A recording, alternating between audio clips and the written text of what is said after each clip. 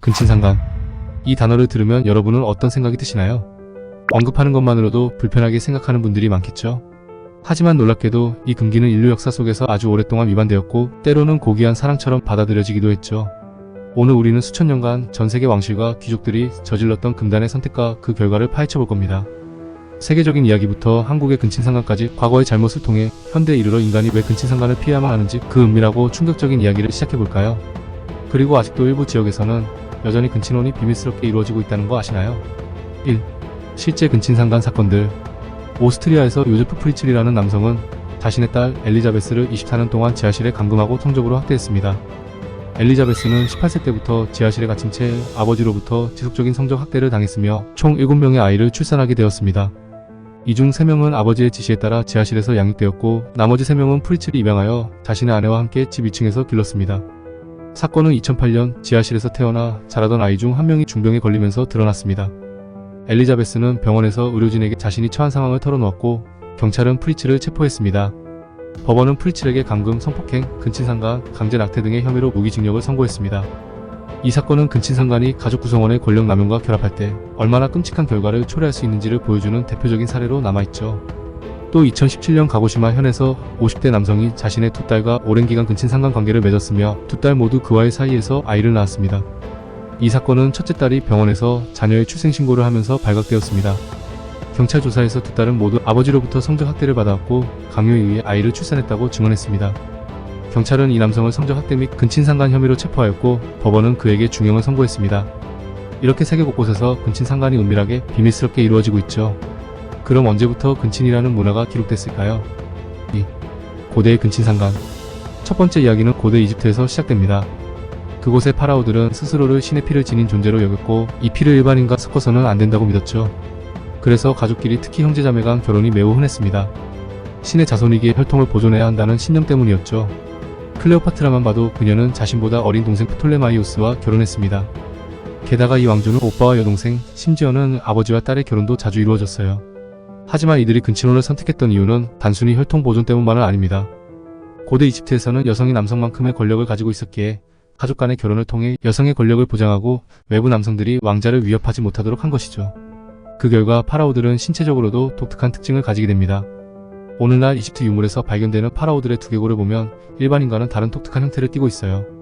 마치 옥수수 모양처럼 길쭉하고 불균형한 두개골은 이들이 단순히 종교적 이유로 머리 형태를 변형시킨 게 아니라 근친혼으로 인해 발생한 유전적 변형일 가능성도 있다고 해요.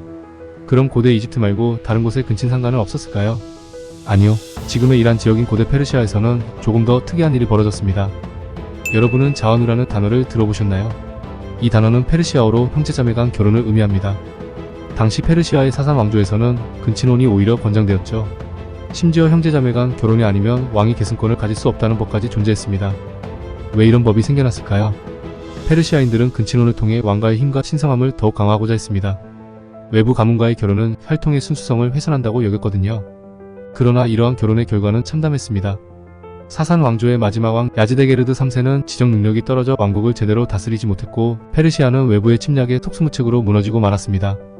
즉 고대는 근친혼으로 인해 유전적 변형이 발생해 나라가 망하거나 왕권이 흔들리는 경우가 발생했죠. 그렇다면 한국의 근친은 어땠을까요? 3. 한국의 근친. 먼저 한국에서 근친혼의 기록은 삼국시대 신라부터 시작됩니다. 신라는 다른 왕조들에 비해 유독 왕실 내 근친혼을 활발하게 시행했는데 이는 왕실의 순수 혈통을 유지하고 권력을 공고히 위함이었습니다. 대표적인 예로 신라의 김유신과 김춘추의 관계를 들 수 있습니다. 김유신은 김춘추의 딸과 결혼하여 사위가 되었고 동시에 김춘추의 정치적 동맹이 되었습니다.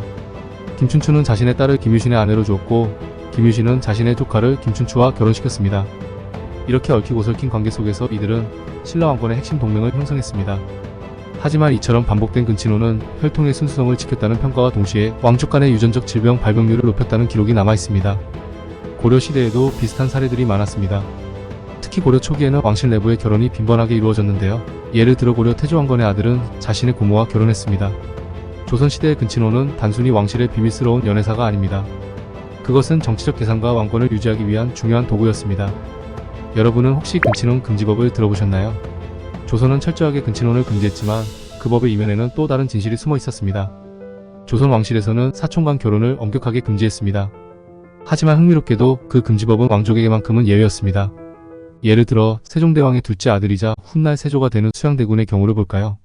세조는 자신의 딸을 사촌 형제인 영양군과 결혼시켰습니다. 이는 단순한 가족 간의 결합이 아니라 왕권을 안정시키기 위해 사촌과 사촌이 결혼한 사례였죠. 왜 조선 왕실은 이러한 근친혼을 선택했을까요?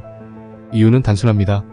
외부 가문과의 결혼은 왕실의 권력에 도전할 수 있는 세력을 만들 수 있기 때문에 오히려 왕족끼리 결혼을 시켜 권력을 왕실 내부에만 집중시키는 것이 더 안전하다고 여겼던 것입니다. 이로 인해 조선 왕실의 혈통은 철저하게 보호되었지만 그만큼 근친혼의 폐해도 나타나게 되었습니다. 조선 왕실에서 자주 나타났던 유전적 질병으로는 각기병과 조발성 노화가 있었습니다. 특히 왕자들이 젊은 나이에 몸이 쇠약해지는 경우가 많았고 이는 단순히 환경적 요인이 아니라 근친혼으로 인한 유전적 문제일 가능성이 높습니다. 조선의 왕들은 강력한 권력을 위해 혈통을 보호하려 했지만 결과적으로 왕실 구성원들의 건강을 희생해야 했죠. 4. 근친상간의 폐해. 현대 과학은 근친혼의 유전적 폐해를 명확히 밝혀냈습니다. 역사 속에서 근친혼이 빈번했던 가문에서는 다양한 유전적 질환이 나타났습니다. 예를 들어 한국 왕실에서는 조선 후기부터 왕자들이 젊은 나이에 요절하거나 몸이 쇠약해지는 사례가 많았고 이는 근친혼으로 인한 유전적 문제였을 가능성이 높습니다. 실제로 근친상간으로 태어난 아이들 중 일부는 신체적 기형이나 정신적 발달 장애를 겪었고 이는 근친혼으로 인한 유전적 변형 때문으로 추정됩니다.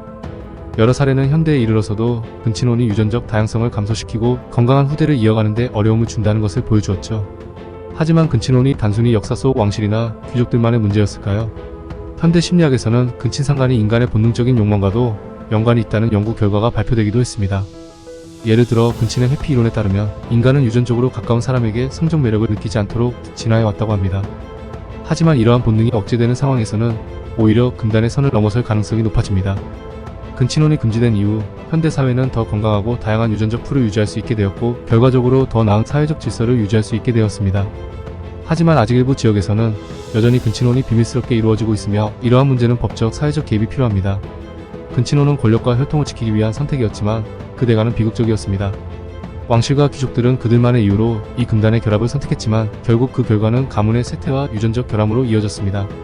오늘날에도 여전히 인간은 다양한 방식으로 금기를 넘으려는 욕망을 느낍니다. 하지만 근친혼의 역사는 그 욕망이 얼마나 위험한 결과를 초래할 수 있는지를 알려줍니다. 여러분의 생각은 어떠신가요? 댓글로 여러분의 의견을 남겨주세요. 다음 시간에는 더 깊이 있고 흥미로운 주제로 찾아뵙겠습니다. 감사합니다.